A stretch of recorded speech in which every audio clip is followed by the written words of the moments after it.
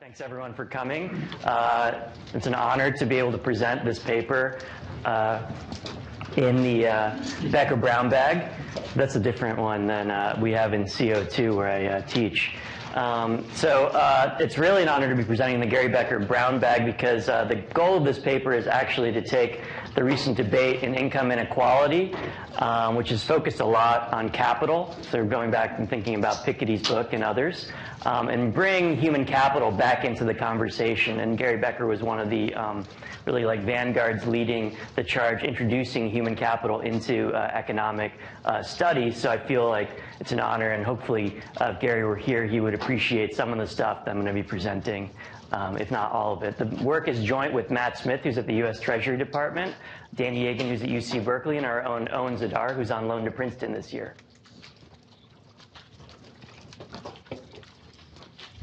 Okay, so this graph shows a very famous plot. It's the top 1% income share in the U.S. This is a share of fiscal income accruing to the top 1% of earners since the early 19-teens, when the income tax really started. It's using income tax data going through 2014. And we're interested in understanding what's driving the rise of top income inequality. A lot of people have been asking that question in recent years. The leading hypothesis or theory or story of what was going on at the end of the 1990s was that the labor income of the working rich was really important in driving top incomes in that period. So active earners working in wide range of professions were driving top income growth in the later part of the 20th century. These have replaced the passive coupon clipping rentiers, folks earning capital income, rents, interest payments, et cetera, who were dominant in the early part of the 20th century. And that was sort of the story that people were telling at that time. Okay? Around 2000, at least in the aggregate data, something seems to have changed. So what this graph does is it takes that top 1% income share from the previous plot and divides it into wage and salary income, that's the blue circles, and capital income. Okay, and what we see is that wage and salary income has essentially been flat since the late 1990s, has not been contributing to the growth in recent years, and it's all coming in the form of capital income. This has led to a renewed interest in capital income, what's driving its increase, what is its nature, and also to the speculation that maybe the rentiers are back and we're returning to sort of the Marxist era of coupon clipping rentiers driving top income growth. So to put a little more flavor into these alternative hypotheses that might be explaining what's going on at the top, I'm going to divide them into the rentier capital view.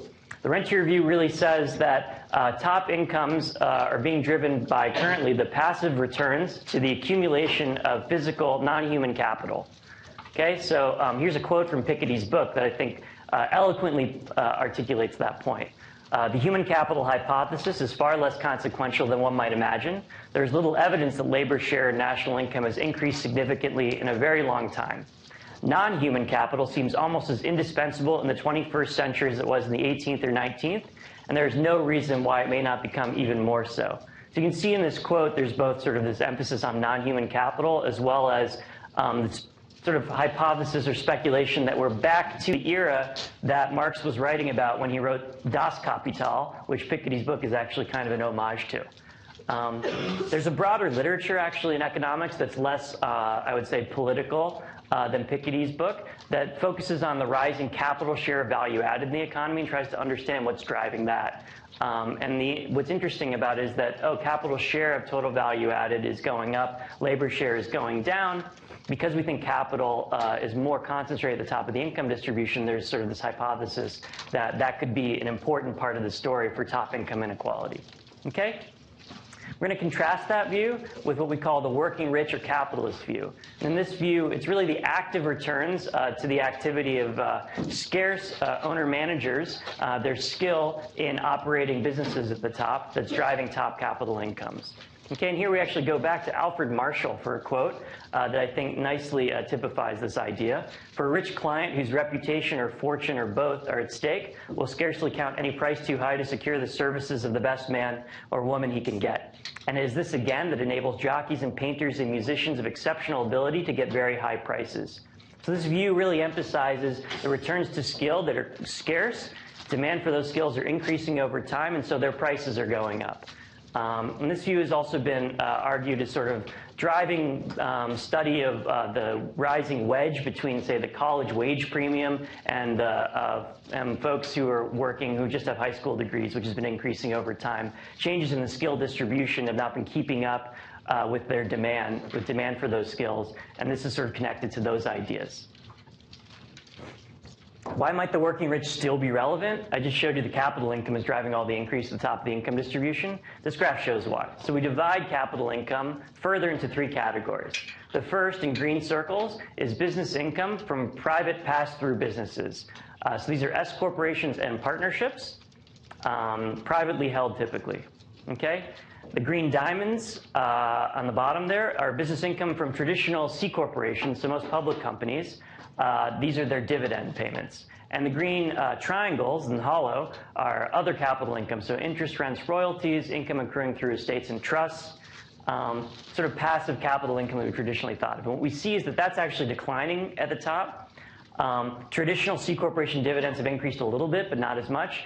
And instead, the secular increase of business income in the pass-through sector is really driving the rise of capital income overall. And the rise of top income since 2000 almost exclusively comes from this specific series. So that's the fact that we seek to understand in this paper. What's driving this rise of private business income, which is contributing so first order to rising top income inequality? Okay? We answer this question using new data that links 15 million firms to their owners and workers, and basically try and test the Rentier capital hypothesis in specifically 2 ways. So there are predictions that this hypothesis makes that we attack head on. The first, firm performance should not depend on who the owners are. Basic idea is that these are people that own shares of firms, but they're sitting back, the idle rich perhaps.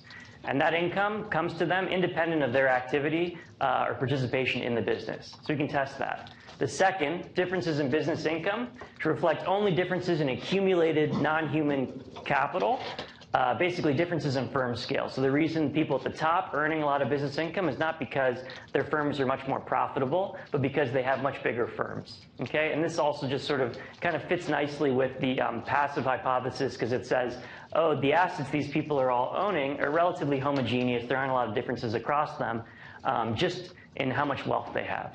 Okay? We're going to test both of those hypotheses and present a set of stylized facts to really characterize this nature in a lot of detail. Folks will be interested to see those facts, and I'll spend a lot of time talking about them today. We're going to find the data strongly rejects both these hypotheses, and that's going to lead us to this conclusion, this bottom line, which I put on the slide, that what we're going to call most capitalists in the 21st century appear to resemble the working rich and not the coupon-clipping rentiers of Marx's era. So that's going to be our main takeaway. So putting the human capital back into capitalism. Okay. I'm just going to emphasize one contribution or make one point here, because this is more of a slide for an academic audience. We're going to be measuring incomes. You're going to want to think that that's like their just desserts, the social returns to their activity. Income is not the same thing as social returns. It's the private returns to their activity. In particular, the incomes that these folks earn are consistent with elite networks being important, barriers to entry in certain professions, sort of rent-seeking behavior. We're not going to take a stand on what sort of the social value of the activity that's generating this income is. Okay, we're going to describe it, show you what it looks like. We can then move in future study to think about its nature and whether these are just desserts. However, our evidence is going to be consistent with sort of the rising returns to top skill, even if it's silent on that social value. Okay, and there'll be a lot of implications for economic measurement and taxation, tax policy, stuff that's currently being debated in Washington about how to reform the tax code. And our research is going to have something to say about what direction that should go.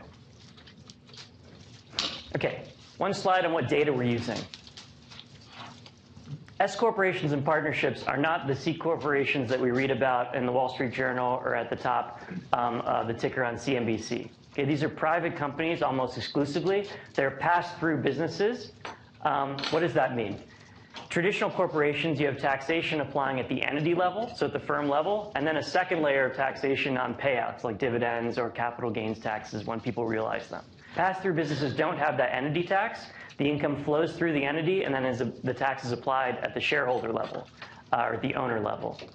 Okay, so for S corporations, which are the relatively larger category of pass-throughs currently, accounting for 60% of total pass-through business activity, they're very simple. So they only have individual owners that are U.S. residents.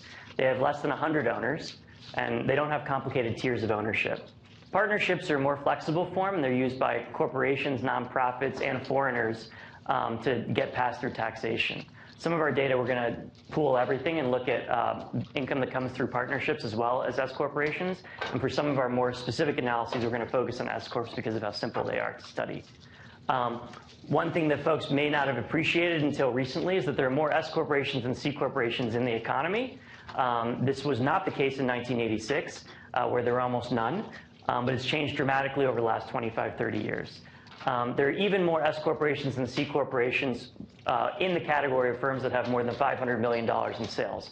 So while a lot of small businesses take this pass-through form, there are a lot of very large businesses that also take this form. Okay? But all public companies, for IRS purposes, are treated as C corps, so they typically organize under that form. So when you think about what companies we're looking at, we're not looking at publics, we're looking at these private pass-through businesses. Okay? What's nice about pass-through tax is there's an explicit paper trail that links owners to the firms. So that means we can look at folks at their position on the income distribution and then explicitly link them back to the firms where that income is coming from. And then we can look at the nature of those firms. We have rich data on the firms themselves. We can say what kind of activity are these firms operating in, how well are they performing, what size are they, where are they located, et cetera. So this paper trail is what we're exploiting in this research to shed new light on the drivers of top income inequality. Our final data set, this is administrative data, so it's a very big data set. 15 million firms, 26 million owners, and 285 million firm owner years over the years from 2001 to 2014. To give you a sense, CompuStat has about 5,000 companies in it, so it's a different order of magnitude in terms of data set we're analyzing. Some facts. First part of the paper is going to present facts on who owns top businesses, what's their nature, and what are sort of the characteristics of those owners. Okay? First fact. This is a pervasive activity. So participation in pass-through business is very common at the top of the income distribution. So the first bar here shows the top 1% taxpayers' participation rate. 57% earn some income in pass-through form. This is 947,000 taxpayers, $474 billion of total income in 2014. In the top 0.1%, so just to give people a background, top 1% taxpayers have earnings of $350,000, $380,000 I think in most recent years. Top 0.1% have income of about $1.5 million. Okay, in that top 0.1% category, 4 out of 5 earn some income from private pass-through business. That's 130,000 taxpayers, $264 billion of income. A lot of folks who have wanted to understand top income inequality have studied CEOs and executives at the top of public companies. If you look at ExecuComp, the S&P 1500, there are 9,900 executives. Their total compensation, including option pay, is $32 billion. So to compare that to the activity we're looking at, you see that this is a much larger share of the economy, much more important for top incomes. Even if there are interesting things to learn from studying these executives of public companies, they're not actually where a lot of the dollars are at the top. So this is much more pervasive activity that we're getting to study here. Okay, the second fact is that most participants in the pass-through sector appear to be working age. So here we take the S corporation owners, all owners, top 1 to 0.1% owners, and top 0.1% owners, and plot the age distributions. What we see is an age distribution that looks like the high income working age distribution, say in the current population survey, which would survey all wage earners. If your view was that all this income was coming in the inherited wealth kind of form, we would see a lot more children. We would see a lot more octogenarians and old folks who are, sort of basically, I don't know if you think the movie Greed or something like that, sort of like the old families getting the coupons, all right? We don't see that. Participation seems to be of working age type. That's not to say that they're actually working to earn this income, but that's just sort of one characteristic that jumps out. Some stylized or some summary statistics on the owners. I'll highlight a couple. The first, so for top 1 to 0.1% owners and top 0.1% owners, the median number of firms owned is 1. Okay, so if your view was that this was like a portfolio of many companies that they were holding and generating that income, that's not actually what's going on. It's pretty concentrated, pretty undiversified. For tax purposes, owners are required to report whether or not they earn income as material participants, quote unquote active income, or as passive beneficiaries. The rule there is if you participate more than 500 hours in operation, then you can say that you're active. There's a tax reason to do this since 2013, although going back in time, the statistic doesn't change. But what we see here is that almost all S corporation owners report being active participants in their businesses. So just 9% only earn passive income from their businesses in the top 1 to 0.1, and only 6% only earn passive income in the top 0.1. So they report being active, but we're going to have more data on that because we don't always trust what's reported because there are tax reasons to do it to pay lower taxes. Switching to look at the firms. So here we have some summary statistics on firms with top 1 to 0.1% owners and firms with top 0.1% owners. The mean number of sales is $7 million for those top 1 to 0.1% owned firms, $30 million in sales for top 0.1% owned firms. So for folks who are in, say, the private equity industry, or these would be referred to as mid-market firms. These are not very large firms. So these are not superstars. These are not public companies. These are mid-market firms. However, if you have a firm that's, say, $30 million in sales, you have a 5 to 10% profit margin, and you're a closely held firm, you can generate enough income to put yourself in the top 1 or 0.1%. In terms of number of workers, we see 57 workers in the top 1 to 0.1% firms and 150 workers in the top 0.1. Okay, but these are closely held firms, so the median number of owners is just 2. If we add up all sales in the economy of S corps, so sort of all sales in this sector of the economy, almost all of it is taking place in firms with less than 500 million in sales. And most of it is taking place in firms with less than 50 million in sales. Why is that relevant? Well, there's been a lot of research that's focused on superstar firms. So think like Apple, Google, these large platform firms that are generating at Amazon, huge sales and are changing the nature of the economy, at least has been hypothesized. These are not the same firms that we're looking at in this data. Okay, so the superstar firms mostly are not included here, and most of the activity that we're studying does not resemble superstar firm, at least in terms of sort of dominant market share by these firms at the national level. Another stylized fact that I think this is actually the fact that when we started looking at it really kind of changed the way we were thinking about what this paper was telling us. So what we do here is take firms owned by top 1 to 0.1% owners and top 0.1% owners. We add up profits in 4-digit industries. So these are relatively fine, detailed industries. We say, what are the industries that have the most profits in aggregate in these groups?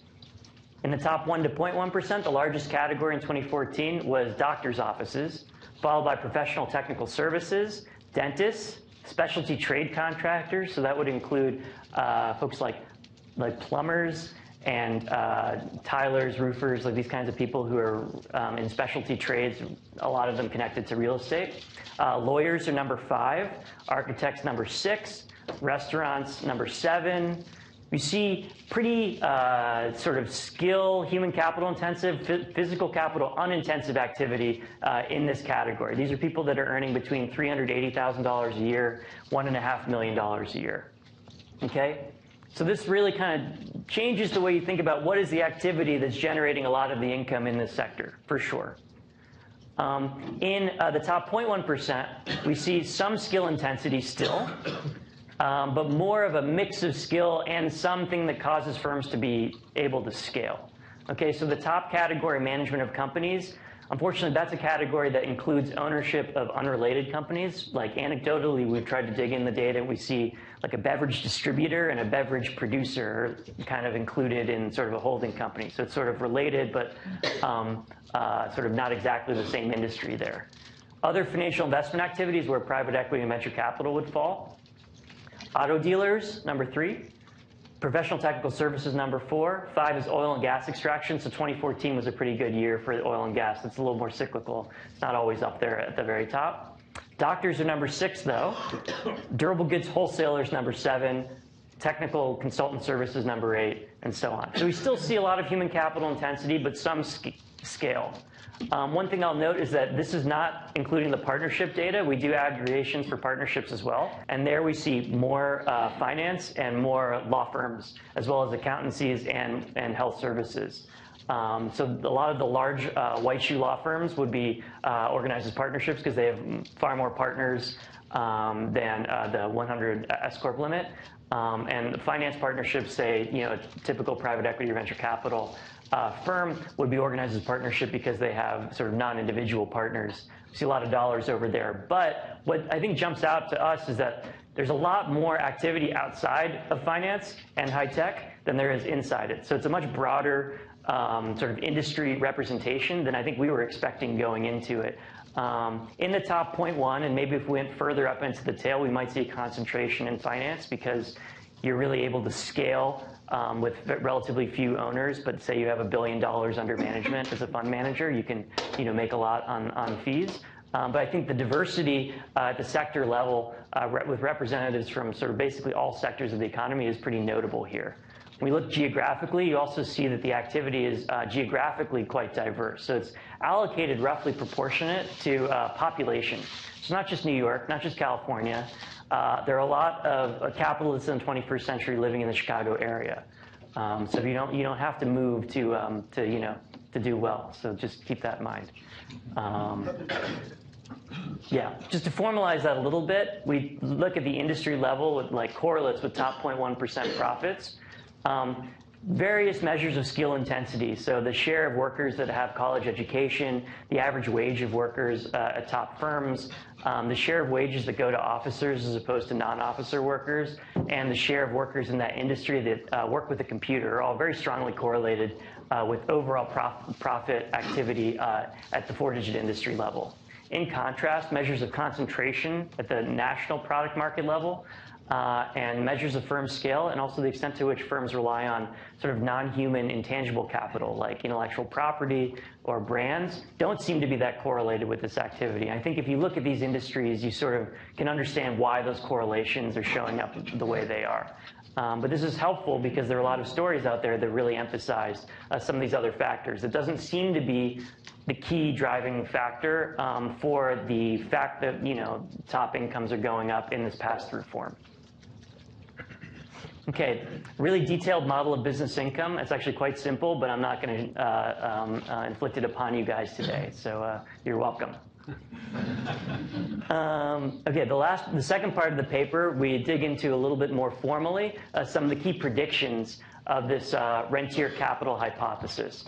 So specifically, one of them was this passive owner idea, the idea that if you took an owner and replaced the owner, the firm would continue operating and essentially wouldn't change in its nature.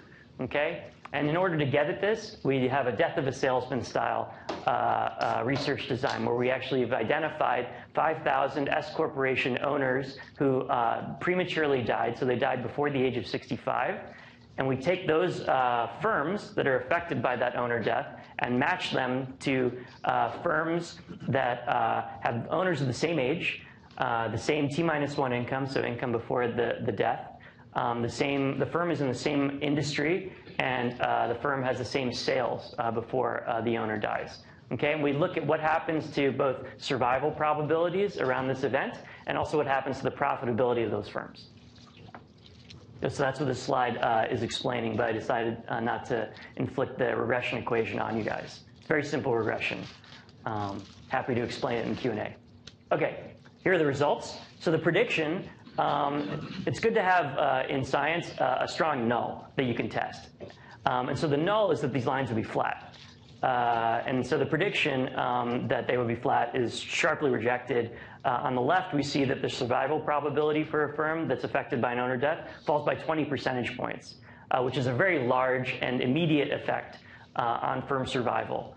And on the right, we see that even among firms that survive, so here we have profitability per pre-period worker before and after the death, falls by about $10,000 per worker. This turns into about 50% decline in profitability the time the owner dies.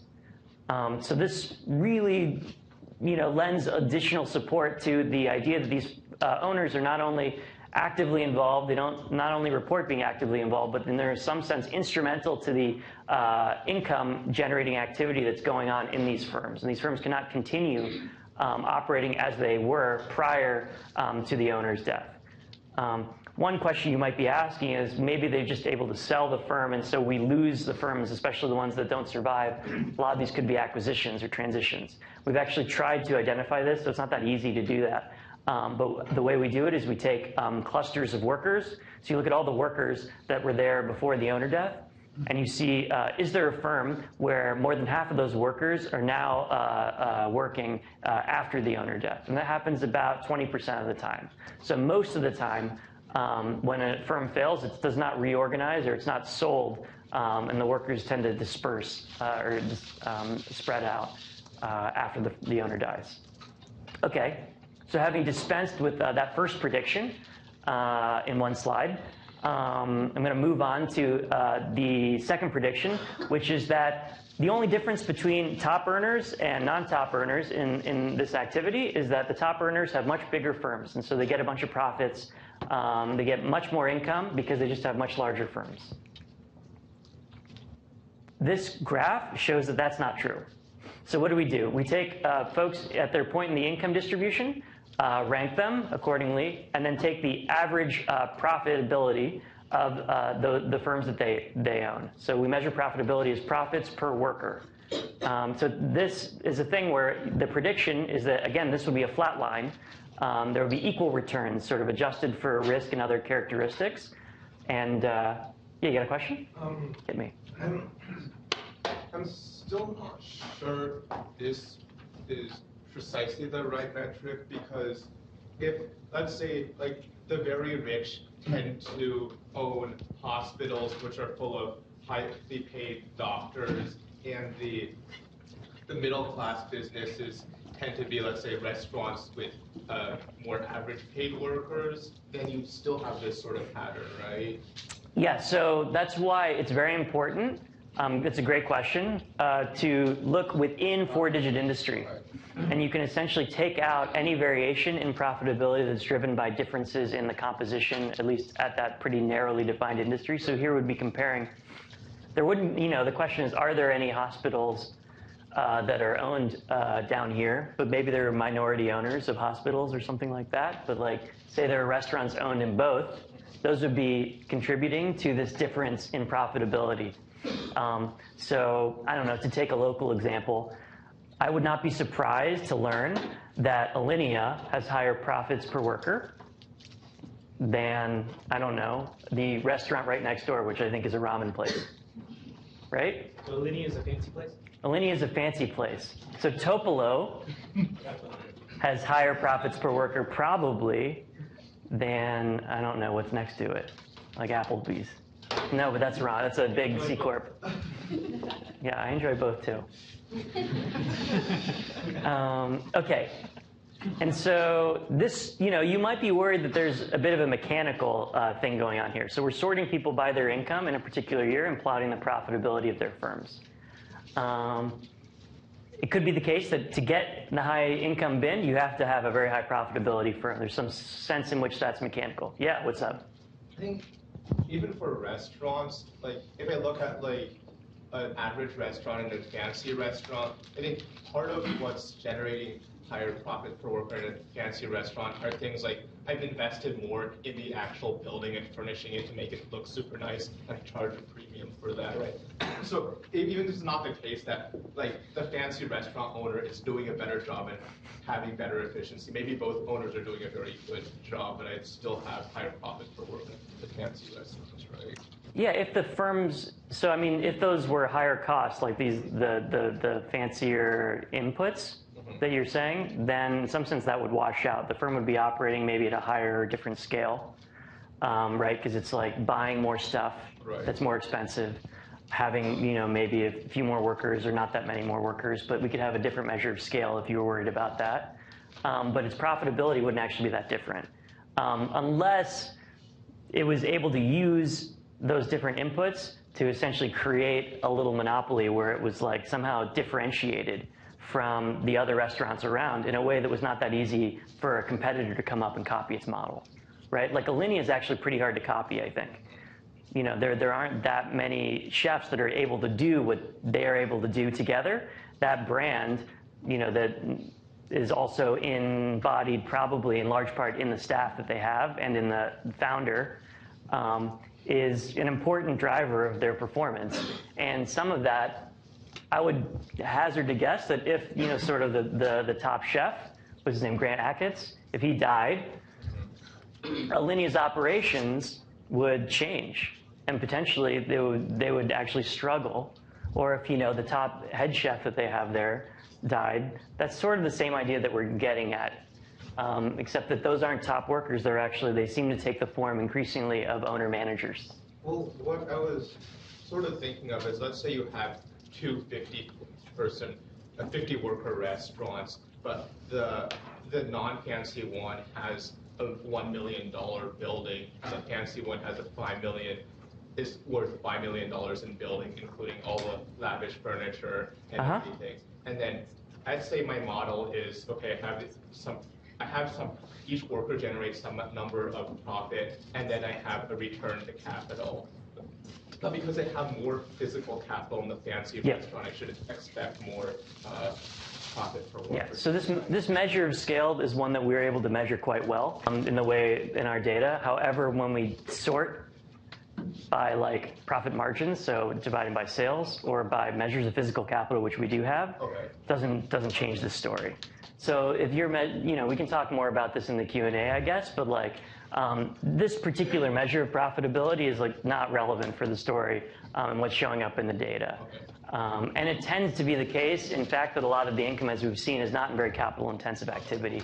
But I'm happy to keep talking about those kinds of stories. Yeah? Is your worker count a full-time equivalent or something else? Unfortunately, we're not able to precisely measure. It is the number of W-2s issued by that firm in that year. We've also done it where we've taken W-2s and added 1099s. It doesn't really change the story. So you have no way of measuring part-time people? No. You could do profits divided by the wage bill as a way of getting at a better sense of intensity. It wouldn't change the story. To get at this, yeah, what's up? Well, like an independent contractor, like a Uber driver, would he have a 1099? Yeah.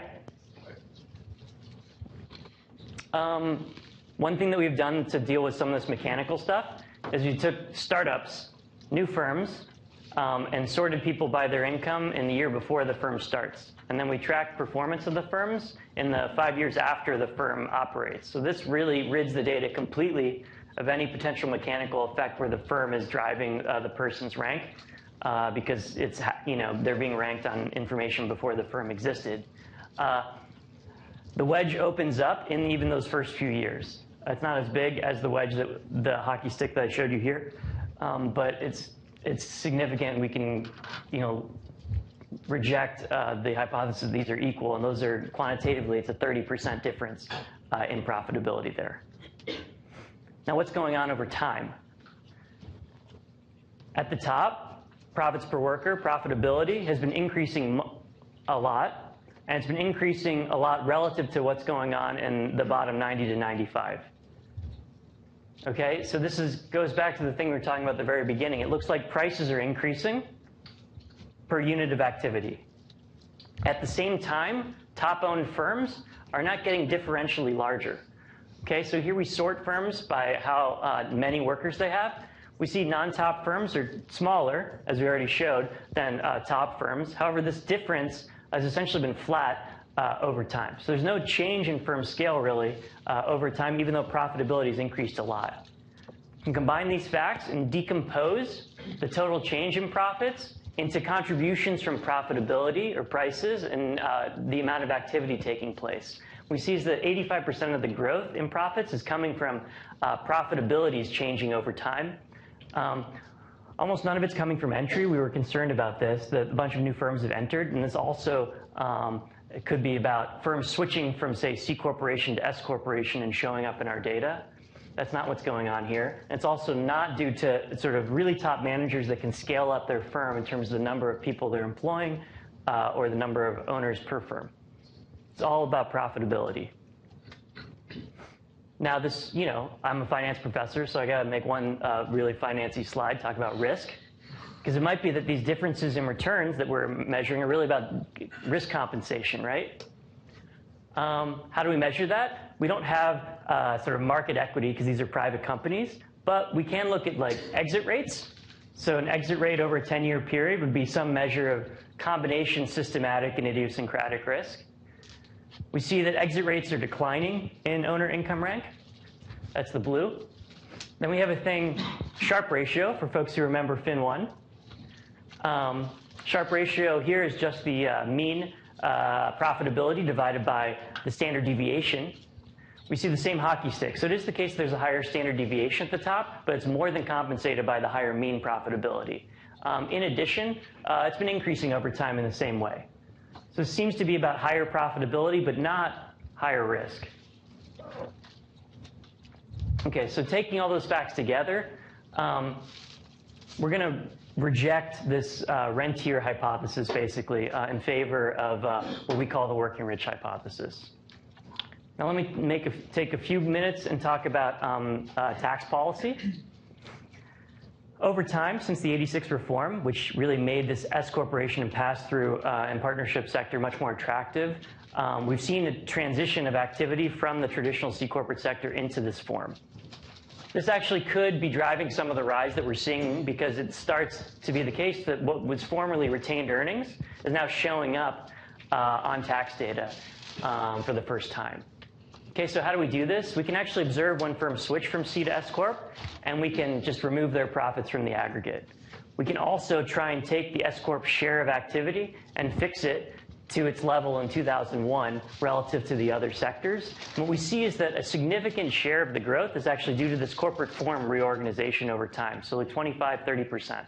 But most of the growth appears to be real in the sense that it's driven by these firms actually increasing their activity. And not just from activity being relabeled over. Now, the fact that there are so many of these firms that have switched actually does have a bunch of implications both for tax policy and also for economic measurement.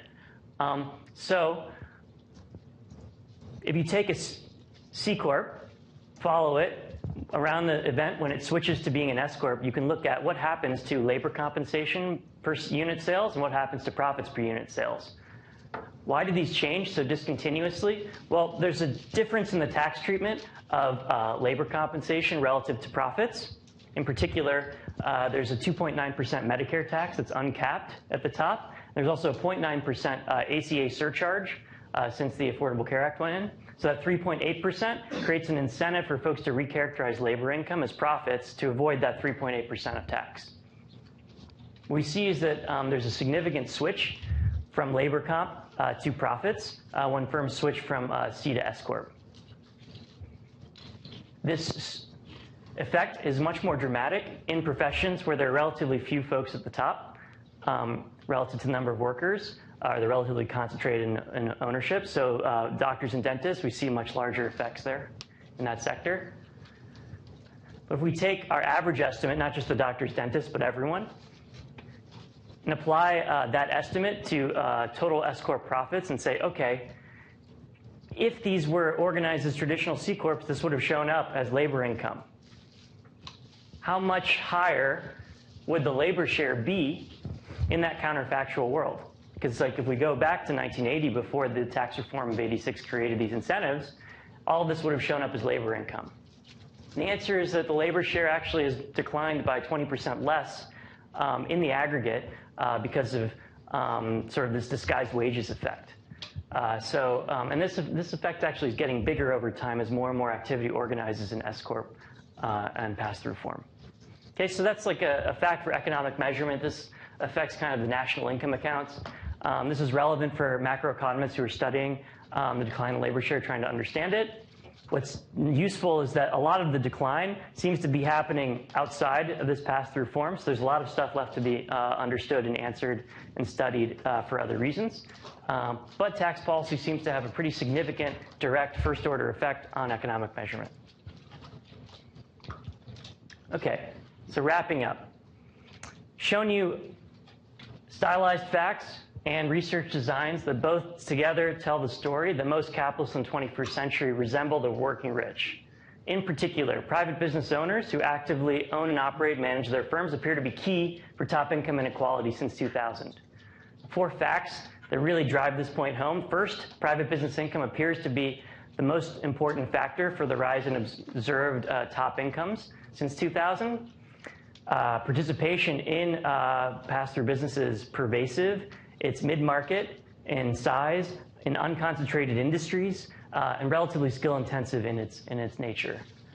We've shown that a premature owner death leads to substantial decline in firm survival and performance, and that high and rising profitability account for most of the growth in top income. So implications that are pretty important. The first, this labor share understatement point that I already talked about. Second, wage income data, so wage data that sort of uses, say, information available on W-2s, will likely understate the returns to schooling and skill at the top because it doesn't measure this business income. Third, differences in firm performance seem to be key for driving top inequality through a different channel than has been studied elsewhere in the literature. So really, this ownership channel, where the folks who own and operate these businesses seem to be playing an important role in driving this dispersion of profitability, also seem to benefit in terms of increased inequality from their performance increasing over time. Fourth, there's some attempts to estimate top wealth shares and the concentration of wealth in the US, taking income flow data and capitalizing it using the average return within an asset class. If you do that, and ignore the return heterogeneity, so that hockey stick that I showed you, you're going to tend to overstate the wealth shares at the top of the income distribution. And last, the tax code, as is already known, features horizontal inequity and regressivity at the top, and I think we're helping to provide some data into the quantitative importance of that. And last, when folks think about capital tax reform and its design, they should think about the fact that it mixes capital and labor elasticities. And that matters both for how we understand the effects of tax reform and also sort of what we should do when we implement it in the way we want to. So that's what I've got. Thank you so much for paying attention, and I'm looking forward to some Q&A. Okay, a couple of things. We've got to use this microphone when we ask our questions because we're being taped for posterity's sake. So we're going to do that, and I'm going to ask the first questions. So I got like 2.5 questions. Sweet. Yeah, I know you've been waiting for this. So question 1, I think this is, could you explain a little bit more how you get access to this data? It seems like you have a lot of data which seems confidential in some sense, the tax records of the whole U.S. population. Yeah. So how do you get access, and what are some of the restrictions on the data you could use? Yeah. So first of all, okay. I'll ask all 3 right now. Ask all 3. Second, how much flexibility do people have in classifying their income as profits versus wages? And if I'm a dentist, why do I classify anything as wages if there's a tax advantage to me putting everything as profits? Yeah. And related to that, in the current discussions of changing the tax reform recently, is any of it going to create an incentive for me just to cause everything to be profits in these corporations as opposed to being wage income? Enjoy. Oh, so that was the 1.5. Yeah.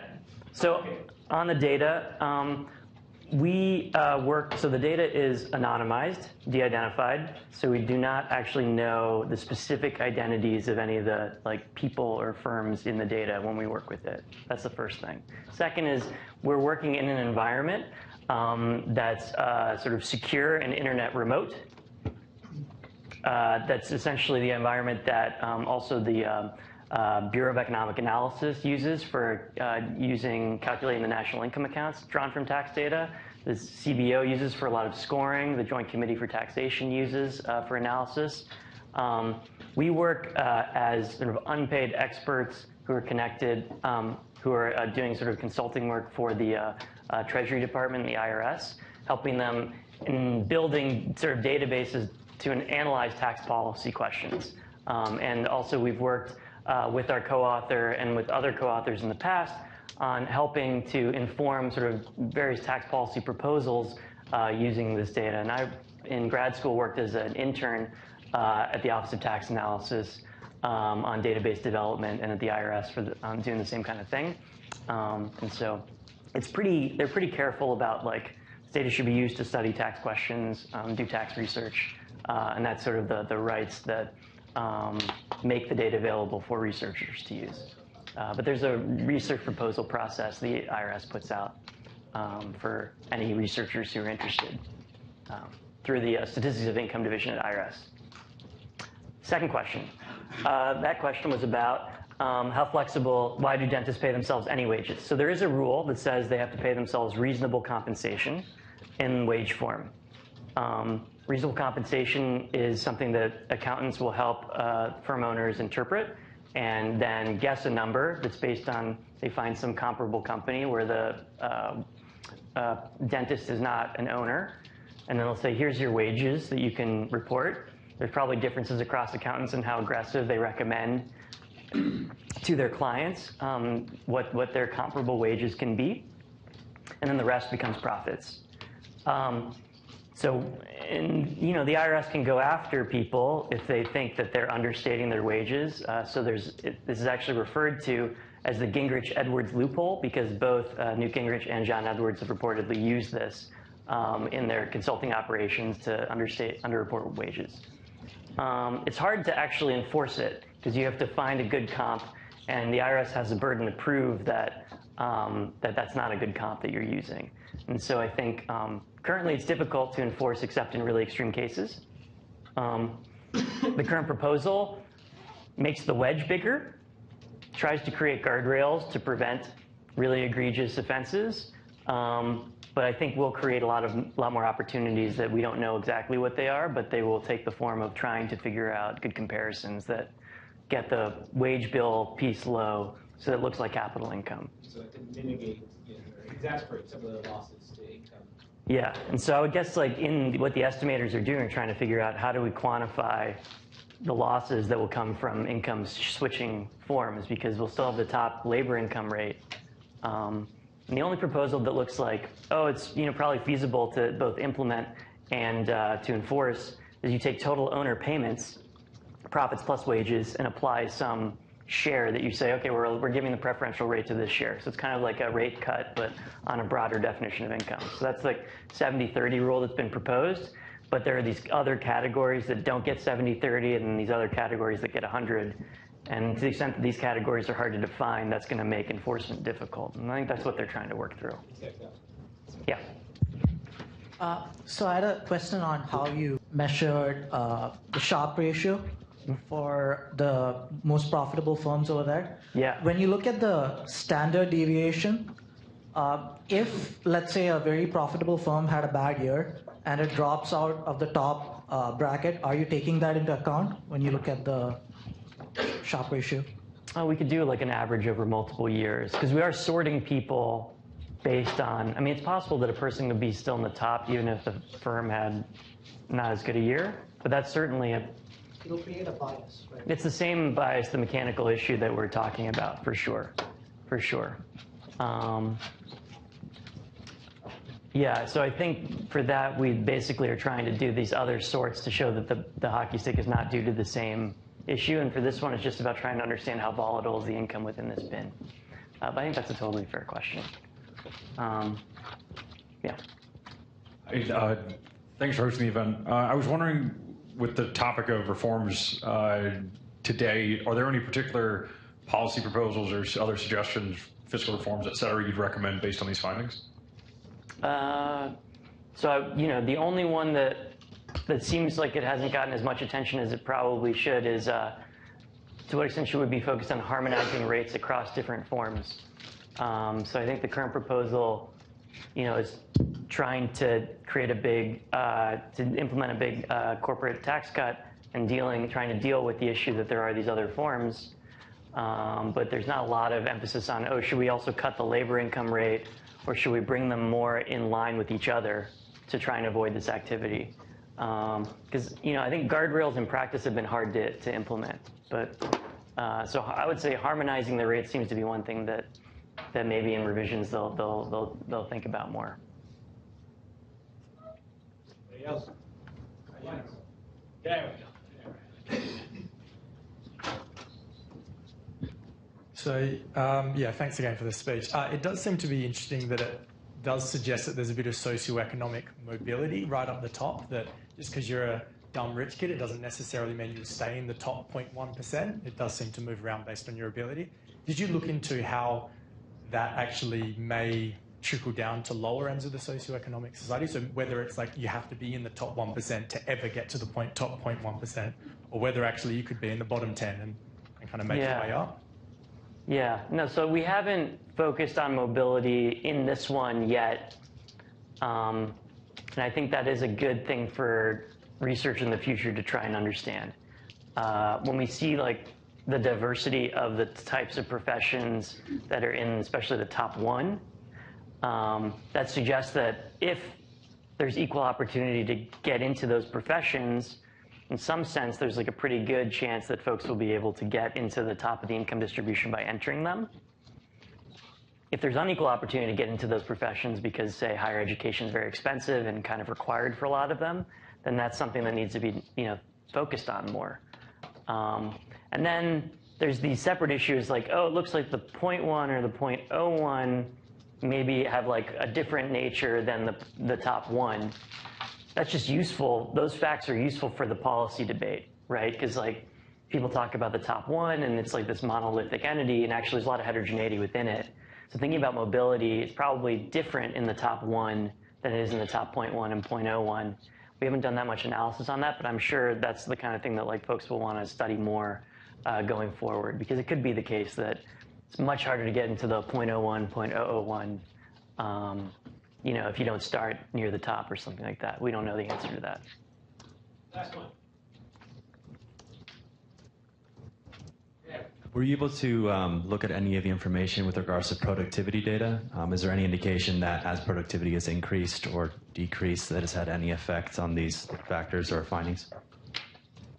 Yeah, so I think that's an area we really want to try and dig into further going forward. Is there's this fact, which is that, say, productivity growth and wage growth are growing at different rates. There's sort of a wedge. Manufacturing productivity has gone up a lot, but sort of wages in manufacturing have not, which is probably related also to a lot of international considerations, the outsourcing and stuff. I think, when you look at some of these professions, these are the ones that historically we've thought of as being kind of low productivity, and almost by design they need to be. You don't want a doctor to have 50,000 patients, right? Now the radiologist can do more and more with the internet and stuff, but a lot of these professions, the faculty-teacher ratio is a famous one that Larry Summers always talks about. It's we don't actually want, or the faculty-student ratio, we don't want one professor to have 10,000 students, which would be much higher productivity. We're actually trying to go the other direction. And in those professions that tend to skew away from productivity growth as being the goal, what you'll see is just higher wages if those are inelastically demanded. This is Baumol's cost disease, basically, manifesting itself. And in professions that are not inelastically demanded, his example was, I don't know, string quartet performers, there's just be fewer and fewer people doing it. So I think looking at productivity across sectors is a really interesting area, and also thinking about how wage growth is being shared, sort of is growth really equitable, I think is one of the types of questions we want to ask going forward. So yeah, haven't done that much there, but hope to. Let's thank Eric for being here today. Thank you.